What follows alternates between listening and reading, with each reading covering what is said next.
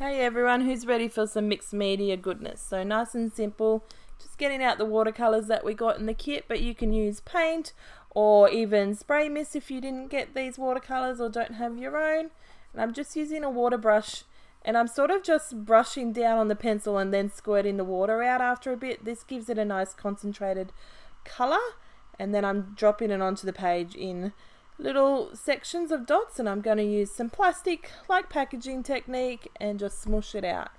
So this is an 8.5 by 8.5 by 11 layout, and it's just on like pretty thin cardstock. This is a cardstock I purchased to print on, pretty cheap, and that's why it's buckling a little bit already, but that doesn't really worry me. So just adding a bit more pops of the colour and spreading out the colour as well.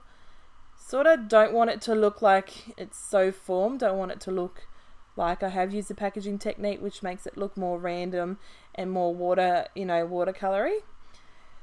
That's totally a word, right? It is in the crafting world, surely. So just having a little play with the way it sits there, and I'm just going to let it roll down the page a little just to give it a bit of extra border, as in like surface area to it, making it come down the page or up the page, however I decide to layer or put the page when I go to embellish it and add a photo, because obviously I can't just embellish it. I probably do need to have a photo on it indeed. So here we go, layering up the paper behind. And actually, if you're playing along at home, the paper behind it is actually not the one I just did. I did stuff up the first one and did the second layout, but I kept in the layering so that you could see it. So I've gone back in the video footage, kept the layering, and then kept the real mixed media goodness. And my paper's blowing because I've got the air conditioning, the portable air conditioner behind me, trying to cool myself down while I'm scrapbooking. So here I go. I'm just using all types of paper, but I want to keep the layout orange and then black with obviously the white background. I don't fill in too much of the background, but I want to, keep it orange and black and then go with that. So I'm keeping my papers along those lines as well. And for some reason, the orange in this kit really was my perfect tone. I really enjoyed it. So I've used it quite a lot in lots of different ways, and I've just loved the pop of that brightness. So adding some labels. The labels are always good for layering. It adds a little bit of extra, a different look because it's white and then has a different shaped border, depending on edge, depending on which one you use. This one I like. This has got a triangle edge to it, so I end up using that, even though I do try a few different places, but it ends up on the other opposite side of the label that's already on there. So I'm just going to add a few more layers. I'm not going to go crazy. I don't want the tiny photo to end up being like 4x6 size, but I do want it to have some goodness going on behind it so that it doesn't blend into the mixed media background, that it pops off and speaks to it on its own as an element. So just cutting down this sticker, I wondered whether the tone was right, because at this moment I was thinking yellow and orange, but I don't end up adding any of the yellow. So just pulling out some of the black and the orange words, just seeing what I have to work with, not really looking at them too much, but just pulling them out so that when I go to put things on the paper, I have them ready to choose from.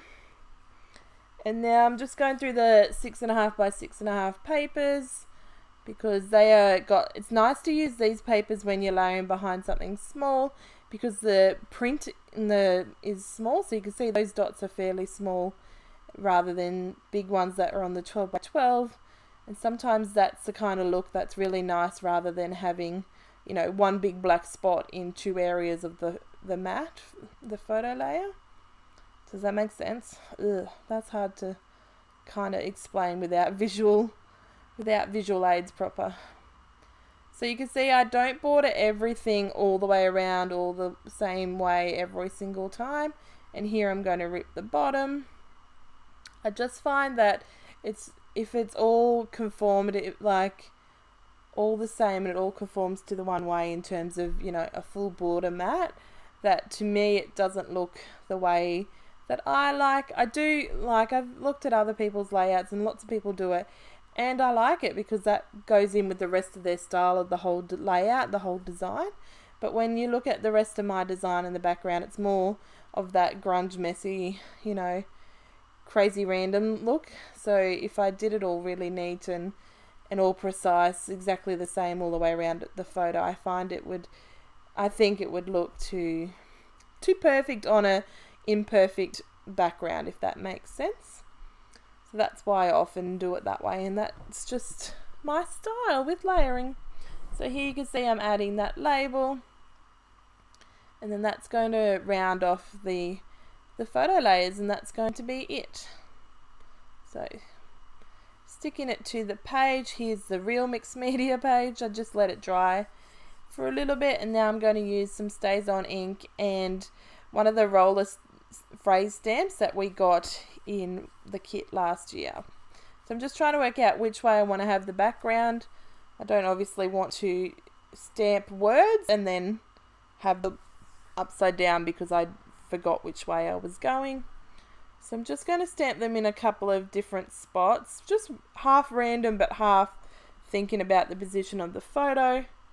It does end up with a lot of different stuff going on in the background, not overwhelming, but there's more, you know, it goes from pretty simplistic orange, just orange paint in the background, to stamped words and then stamped circles. So I finished with my stamped words, and I've just got my lid of one of my spray mists, and I'm just stamping it in the ink and then stamping it straight onto the page, and that'll give the nice black outline circles. And as you can see, adding them in those 3 spots to start with, and I didn't glue down the photo until I'd done those so that I could overlap them underneath or underlap them under the photo. Now I'm just using the lid of my Sharpie pen, and this one's got like a dot in the middle of the outline lid, so you can see that's what is being stamped onto my page. So it was just nice to grab different circles, different sizes, different thicknesses, but also, you know, ones like this one with the thing in the dot in the middle. And this is another Sharpie that has a different size. It was just nice to give a little bit of different, you know, things to look at. When you look over the page, you're like, oh, there's big ones and little ones and medium ones, and that one's got, you know, something in the middle of that one and whatnot. So it just adds to the interest without being too different that it stands out. So just using the pen to do a doodly border. That one wasn't working very well, so swap it out.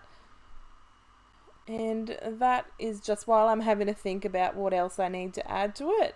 But also doing the doodly border now also means that I could see the complete look, what I was going to be looking like when it's finished.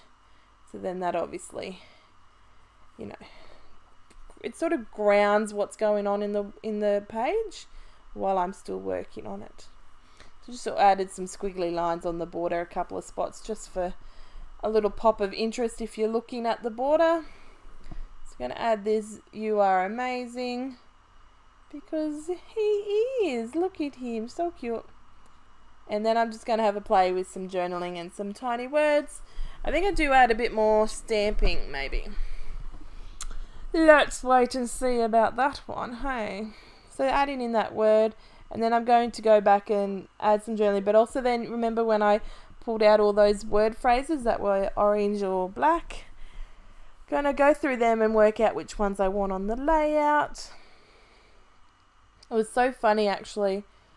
You know how when I unbox my kits, I put them ephemera in this section and words in that section and labels in that section. I made these first 4 layouts I made for the design team the first weekend that I got them. And then the next weekend when I went back to Scrapbook, I was making layouts galore. And then all of a sudden I was like, oh, I need a tiny word. And I'd been using the Vicky Budin stickers for tiny words, but I was like, oh, don't we have other ones? And then all of a sudden I'd realised I had completely hidden that section of words with my, being covered by the sticker sheets, and hadn't been using them for so many layouts, so I had so many. I was running out of ephemera, but I had like 20 million words. It was so funny. Just one of those, crazy moments. So I added that blessed up the top. That was a nice little piece that worked in well. I thought it went really well with the layout, and it's no point keeping it because I don't know if it's going to go with any other layout. So on it goes, and I'm just going through all the bits and pieces that I have to see what I can add. Sometimes when you're not too sure how you're going to finish it off, especially if you're working with a kit, it's nice to just pull a couple of items up, pull up the chipboard or pull out the puffy stickers and just see what's on there that's popping out that will go nicely onto the layout.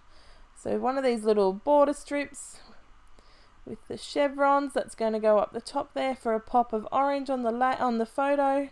On the layout. There's lots of orange on the layout. I meant on the photo. And there you can see, you could totally finish it just here, but I'm going to add in some of these phrases. So just having a look. And then I wanted to staple them on, but because they're in the middle of the paper, I can't do it with this stapler. Oh, actually you can, but it's a bit of a hassle. So what I did was just stapled it by itself. So you see I stapled each edge, and that way when I stick it down, it looks like I've stapled it to the page. Gives the same effect without any hassle. Such a cool trick. I'm pretty sure I've seen that someone on YouTube do that one. That was not my brain that thought that awesome thing up. So just adding these phrase stickers on, and I just like this tone of orange. It's just so nice and works out to be such a sweet layout. And it's a nice colour for a boy layout without being, the normal blues and greens that we tend to overwhelm boy layouts with. The other good thing is those watercolours are so vibrant when you get them onto the paper like this. So I wonder if any of you are enjoying the watercolours, those watercolour pencils that we got. Let me know down below. Well, here's the close-ups, and that means we are finished. So I'll catch you next video. Bye-bye.